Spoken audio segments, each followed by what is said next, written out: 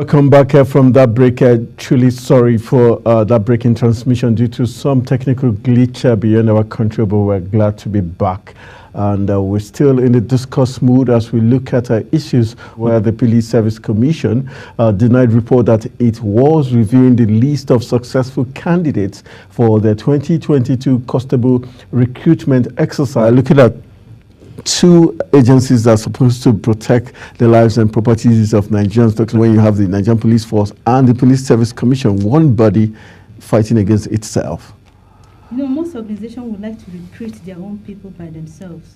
But there's a reason there's a separate body that does recruitment for government.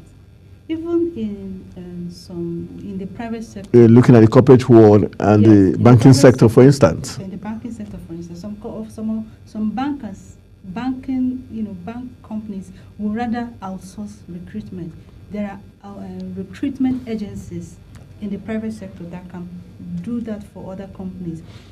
But what's the benefit, for instance, if the banking sector, which is a very delicate... You remove the burden from the bankers, so that you first of all concentrate on what you're doing as a banker, because recruitment is a long process of its own. It takes a lot. You have to do, some of them will require so much background checks of the applicants or recruits or the applicants. And yeah. the Nigerian Police Force is a force. It has to do with the security of the country. So it's not just anybody that comes there. Generally speaking, being under government, the Nigerian Civil Service Commission is the body that does recruitment for government. Sure. But because some other bodies like the police force is quite sensitive, they now have their own special reserve recruitment bodies, like this Nigerian Police Service Commission. Their commission is to help in the recruitment and training. Okay. Yes. But now the Nigerian Police Force under Kayode Egbetokun has said they do not trust the 10,000 police constables that have been recruited. Corruption and irregularity. That's a weighty allegation against the Police Service Commission. They're supposed to be independent. But you know, there's always a conflict of interest. Especially when you come to Nigerian recruitment, there's always a conflict of interest. Probably they're at loggerheads because they couldn't agree on the sharing ration of the recruitment. Who will I bring up? If you not pass who will I bring up, who will I not bring? That's Nigerian system. You do not pass that. But you went and brought your people from your region and you didn't give these people that I say you should give. I'm not prophesying, but I can perceive that cannot pass, or one of the reasons cannot be beyond this. Okay. That you're taking people from your area, you didn't take people from your area. So what's the danger of this? This number of people to put, you didn't put them. It won't pass this. So what's the implication of this and the dangers of having such? The implication is that it's just showing that they are not in agreement. And again, is that the Nigerian Police Force is a separate. The power to recruit has been removed from Nigerian Police Force. Probably they are not satisfied with what the Police Service Commission has produced, so they said no, we are not accepting it. On the other hand, as well, the allegation may be correct. It may be raided with corruption and irregularities indeed. And the Nigerian Police Force now refuse, because in as much as this is your duty, that's why democracy is beautiful. In as much as this is your job to do this for me, if you do it and don't do it well, democracy allows me to reject what you've done, or at least to refuse and say that no, I'm not satisfied. We still, unlike in the military regime, it will be forced on you to take it whether you like it or not. Okay, now so it's a beautiful thing that they have their space to air their rejection of what the Service Commission has done. But at the end of the day, I still see it as an internal conflict, because they are all police. Whether the Service Commission or the force itself is something they can easily dialogue and resolve. But the fact that we've got the Minister of Police Affairs in the person of Ibrahim Gedam who has intervened, but still the conflict still persists. How do you think they can come to a truce, especially looking at the fact that we're talking about 10,000 Nigerian? And it is a long process to recruit 10,000 people. And you are now saying that the whole job that the Police Commission has done is nothing. You want to trash it, you want to remove it. And then is that realistic? Do you see that happening? Well, if you finish doing such a lofty job and someone wants to trash it, you want to defend what you've done. Because if they successfully trash it, it now goes to prove that yes, indeed, there were corruption and irregularities or whatever other charges they have levied against the process. Commission. Yeah. Now, on the other hand, the Service Commission may be right, refusing to be, puppeted.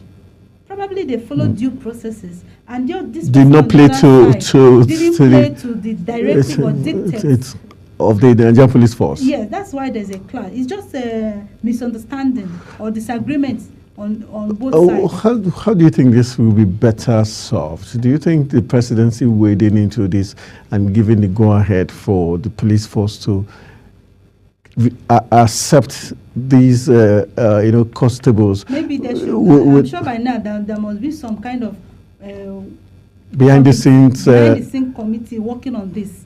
Because it's an internal conflict, like I said. And when commissions are created, there are laws backing them. They are created on independent clauses. They are meant to be autonomous somehow. So, okay. To be able to exercise their duties properly. So when you now want to weigh in, you're trying to say that you, first of all, remove their autonomy from them, you remove their rights from them. You're now trying to prove that they don't know what they're doing. So if the insiders that knows who is wrong or right, which like we are speculating, cannot go beyond the Nigerian normal of quota system or unfair distribution of these numbers, because we have the challenge of unemployment. So everybody wants to get employed. Imagine 10,000 only out of so many number of youths that are unemployed. So the 10,000 is nothing. So everybody wants to make sure that they get there.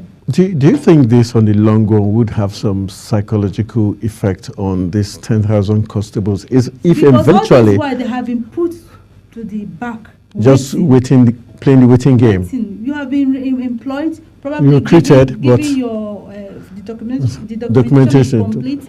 You probably already received the appointment letter. Now just waiting for your posting. And you are not asked to wait because the elephants are fighting. When elephants fight, it's the grass that suffer. So the constables, the 10,000 constables that are put on hold now, I'm sure it's affecting them. Because I don't think there will be any salary while they're waiting. Okay, on the flip side, let's assume at the end of the day, this conflict is resolved maybe by veto power of Mr. President or his directives. Do you foresee this 10,000 constables getting through lots of pains and barriers? Because what it technically means is that the Nigerian police force would frustrate their effort every stage of the way. And how do you think this might affect? I don't think it will be so, except they didn't resolve on good grounds. When it comes to dialogue is always the best thing to do. Yeah? It's just that most times when you call for that dialogue, people may not want to be honest enough, because it's a simple thing. Somebody will just step in, okay, listen to this side of the story, look at the evidence, look at what is on ground, listen to this side of the story, look at evidence, see what is on ground, then make a sensible judgment, pass a good verdict, a fair enough verdict that will benefit. If this person is wrong, that's the problem with Nigeria. If this person is wrong, tell it as it is. Go back to the law. That's why the rule of law in Nigeria doesn't favor, because you may be surprised that they will be perceiving one of the parties to be the bigger elephant, even though the two elephants are fighting. And maybe someone was brought in to come and resolve. You'll be surprised that if that bigger elephant is the wrong person, somebody in Nigeria sent to delegate and resolve will start supporting because of what they think they will get from them. You see the problem here. All right. So until we have, and that is why problems linger. Because this thing is not an issue. Maybe anybody could be wrong. Nobody is always right. You can, maybe because of misinformation, miscommunication, misalignment, misunderstanding, then somebody will come and have a better perspective of things and make you see things clearer, solve it. All right, let's move on. Issues drag in Nigeria because no honest judges. Well,